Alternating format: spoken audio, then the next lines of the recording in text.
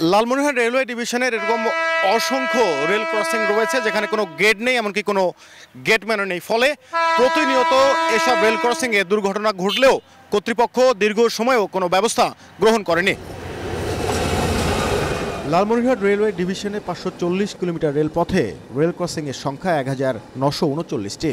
এর মধ্যে মাত্র 413টিতে রয়েছে গেট ও গেটম্যান।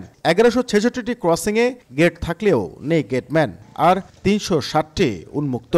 হাজার হাজার লক্ষ লক্ষ কোটি টাকা লোপাট হতে দেখেছি রেল খাতে। রেল ক্রসিং এ কয় টাকা খরচ হবে আমরা জানি যে কয়েক লক্ষ টাকা মতো খরচের ব্যাপার আছে। তার জন্য এখানে রেল ক্রসিং গুলো রেল গেট বসায়, লোকবল নিয়োগ দেয়। কোনো রেল ক্রসিংয়ে শুধু সাইনবোর্ড ঝুলিয়ে দায় সেরেছে রেলওয়ে কর্তৃপক্ষ।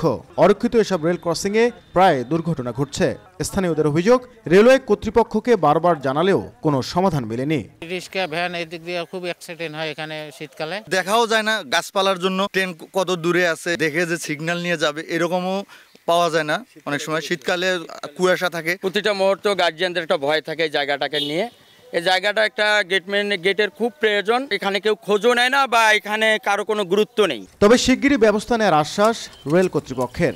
পর্যাপ্ত পরিমাণ গেটম্যান না থাকার কারণে প্রায় দেখা যায় অ্যাক্সিডেন্ট হচ্ছে। আপাতত নিয়োগ প্রক্রিয়া চলতেছে, কিছুদিনের মধ্যে একটা পুরোপুরি সব গেটম্যান পাওয়া যাবে।